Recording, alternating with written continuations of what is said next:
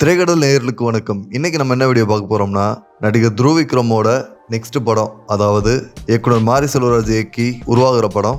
அந்த படத்துக்கான first look poster and title announcement வந்து இன்னைக்கு ரிலீஸ் பண்ணியிருக்காங்க. அந்த படத்தோட டைட்டில் என்னன்னு பார்த்தோம்னா பைசன். இந்த படத்தோட போஸ்டர் பார்த்தோம்னா அதில் துருவ் விக்ரம் இருக்காரு. அவர் பின்னாடி வந்து ஒரு பெரிய மாடோட சிலை இருக்கு. அது வந்து எதுவும் காடோட ரெப்ரசன்டேஷன் என்னன்னு நமக்கு தெரில. அந்த சிலைக்கு முன்னாடி வந்து துருவ் விக்ரம் வந்து இந்த சீரி பாயிறது, திமிரி எழுதுறது அப்படின்லாம் சொல்லுவாங்களே, அந்த மாதிரி ஒரு போஸ்டரில் இருக்காரு. இந்த பைசனை பார்த்துக்கிட்டிங்கன்னா அதோட மசில்ஸ்லாம் பார்த்தோம்னா ரொம்ப மஸ்குலரான ஒரு ஸ்ட்ரக்சரில் இருக்கும். அது மாதிரி உடம்பை ஏற்றிக்கிட்டு அந்த மாதிரி ஒரு பாடியோட தான் துருவ் விக்ரம் இந்த படத்தில் வரப்போறாருன்னு நினைக்கிறேன். இந்த படத்தில் துருவ் விக்ரம் வந்து ஒரு கபடி பிளேயராக வரப்போகிறதா வந்து தகவல் வருது. அதுக்காக வந்து கிட்டத்தட்ட ஒரு 3 வருஷம் வந்து அவர் ட்ரைனிங் எடுத்துகிட்டு இருந்திருக்காரு. துருவ் விக்ரம் வச்சு நெக்ஸ்ட் படம் தான் பண்ண போகிறதா மாரி செல்வராஜ் வந்து கர்ணன் படம் ரிலீஸ் ஆனதுக்கு அப்புறமே வந்து அனௌன்ஸ் பண்ணியிருந்தாரு. அதுக்கப்புறம் வந்து மாமன்னன், அப்புறம் வாழைன்னு 2 படம் எடுத்துட்டாரு. இன்னும் வாழை படம் வந்து ரிலீஸ் ஆகலை. அதுக்கப்புறம் தனுஷ் மாரி செல்வராஜ் கூட்டணியே வந்து திரும்ப சேர போகிறதா ஒரு அனௌன்ஸ்மெண்ட்லாம் வந்துச்சு. அது இந்த படத்துக்கு அப்புறம்ங்கிறதே மாரி செல்வராஜ் வந்து ஷேர் பண்ணியிருந்தார். இந்த படத்துக்கான எதிர்பார்ப்பு வந்து கிட்டத்தட்ட ஒரு 3 வருஷம் எப்போ வரும் இந்த படத்தை பற்றி அனௌன்ஸ்மெண்ட் ஒன்றுமே வரல, அப்டேட் எதுவும் வரலன்ட்டு ரசிகர்கள்லாம் வந்து காத்துட்டு இருந்தாங்க. இந்த படம் ட்ராப்பா என்னங்கிற ஒரு கேள்வியும் வந்து வந்துச்சு. அதுக்கு பதிலாக வந்து சில நாட்களுக்கு முன்னாடி வந்து இந்த படத்துக்கான கேஸ்ட் அண்ட் க்ரூ வந்து அனௌன்ஸ் பண்ணி இந்த படத்துக்கான அனௌன்ஸ்மெண்ட் வந்து சீக்கிரமே வரப்போகுதுன்னு சொல்லியிருந்தாங்க. துருவ் விக்ரமுக்கு வந்து கிட்டத்தட்ட ஒரு 2 வருஷம் கடைசியாக வந்து மகான் படம் வந்துச்சு. அதுக்கப்புறம் வரப்போகிற படம் இதுதான். மனத்தி கணேசன் அப்படிங்கிற ஒரு கபடி பிளேயரோட வாழ்க்கை வரலாறு தான் இந்த படம் அப்படிங்கிற ஒரு தகவலும் வந்து பரவிக்கிட்டு இருக்கு. இது வந்து மாரி செல்வராஜ் படம். மாமன்னன் படம் வந்து சரி ஒரு பெரிய ஸ்கேல் எடுக்கிறனால ஏஆர் ரஹ்மான் ஒர்க் பண்ணாரு, திரும்ப வந்து சந்தோஷ் நாராயணோட ஒர்க் பண்ணாரு அப்படின்னு எதிர்பார்க்கப்பட்டது. ஆனா இந்த படத்துல அவர் இல்லை, அவருக்கு பதிலாக வந்து நிவாஸ் கே பிரசன்னா அப்படின்ற மியூசிக் டைரக்டர் தான் இந்த படத்துக்கு வந்து கம்போஸ் பண்ண போறாரு.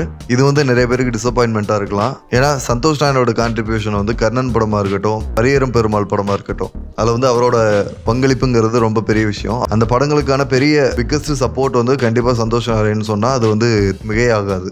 அதுக்காக நிவாஸ் கே பிரசன்னாவும் வந்து ரொம்ப சலைச்சவர்னு சொல்ல முடியாது. ஏன்னா அவரோட ப்ரீவியஸ் ஒர்க்கான தெகிடி, சேதுபதி, ஜீரோ, டக்க படத்தில் பாடல்கள், பேக்ரவுண்ட் ஸ்கோர்லாம் நல்லா பண்ணியிருப்பாரு. ஸோ அவரும் வந்து ஒரு பொட்டன்ஷியல் இருக்கிற மியூசிக் டைரக்டர் தான். அவர் வந்து இன்னும் மெயின் ஸ்ட்ரீமில் ஷைன் ஆகலை. மேபி அவர் வந்து இந்த படம் மூலமாக ஒரு ஸ்டார் மியூசிஷியன் ஆகலாம்.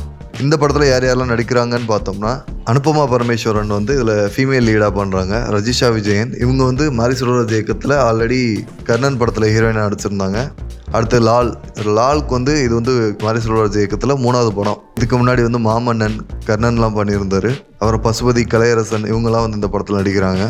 இந்த படத்தோட ஷூட் வந்து இன்னைக்கு ஸ்டார்ட் பண்ணுறாங்க. நம்ம சியான் விக்ரம் வந்து இந்த படத்தோட ஷூட்டை வந்து இன்னைக்கு ஸ்டார்ட் பண்ணியிருக்காங்க. இந்த படத்தோட கமென்ஸ்மெண்ட்டில் கேஸ்ட் அண்ட் க்ரூ எல்லாரும் கலந்துக்கிட்டாங்க. இதுக்கு முன்னாடி மாரி செல்வராஜோட படங்களோட டைட்டில்லாம் பார்த்தோம்னா பரியேறும் பெருமாள், கர்ணன், வாழை, அப்புறம் வந்து மாமன்னன் அப்படின்னு தமிழ் டைட்டிலாக இருந்துச்சு. இந்த படத்துக்கு வந்து பைசன் அப்படின்னு வச்சிருக்காங்க. பைசன்கிறது வந்து இங்கிலீஷ் டைட்டில். போகிற போக்கில் வந்து மாரி செல்வராஜ் வந்து ஒரு ஹீரோட அவருக்கான ஹீரோயிசமான மெட்டஃபராக வந்து ஒரு காளை இல்லை முரட்டு காளை அப்படின்ட்டு ஒரு விஷயம் வைக்கிற ஆள் கிடையாது.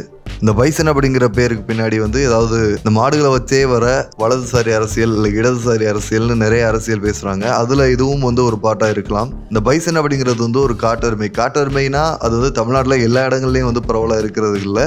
கொடைக்கானல் அந்த மாதிரி ஒரு சில இடங்களான மலைப்பகுதிகளில் இந்த மாதிரி பைசன்ஸ் இருக்கும். ஸோ அதுக்கும் இந்த கபடி பிளேயர் சம்பந்தமான கதைக்கும் வந்து என்ன சம்மந்தம் நமக்கு தெரியல. இதை பற்றி உங்களுக்கு ஏதாவது தெரிஞ்சுன்னா நீங்கள் வந்து கமெண்ட்டில் சொல்லுங்கள். நம்ம இந்த படம் பற்றி அடுத்து ஏதாவது வீடியோ போட்டோம்னா அதில் பேசலாம். அதில் நான் ஷேர் பண்ணுறேன். அப்புறம் வந்து இந்த படத்துக்கு ஸ்டண்ட் வந்து திலீப் சுப்ராயன் பண்ணுறாரு. மாரி செல்வராஜ் வந்து அவரோட எக்ஸ் தளத்தில் என்ன சொல்லியிருக்காருன்னு பார்த்தோம்னா, கால்நடையாய் நடந்து வாரான் காலமாடன், அவன் கார்மேகம் போல வாரான் காலமாடன் அப்படின்னு போட்டு பைசன் அப்படி ஹேஷ்டேக் போட்டு அப்படின்னு ட்வீட் பண்ணியிருக்காரு. அந்த பைசன்கிற டைட்டிலில் கீழே பார்த்தீங்கன்னா அங்கேயும் காலமாடன்னு போட்டிருக்காங்க. இந்த படத்தை வந்து பாரஞ்சித்தோட நீலம் ஸ்டுடியோஸும் அப்ளாஸ் என்டர்டைன்மெண்ட்டும் சேர்ந்து தயாரிக்கிறாங்க. Okay, that's it. அவ்வளோதான். இந்த வீடியோவில் நான் சொல்ல வந்ததெல்லாம் சொல்லிட்டேன். நெக்ஸ்ட்டு இதே மாதிரி வேற ஒரு வீடியோவில் பார்க்கலாம். நன்றி, வணக்கம்.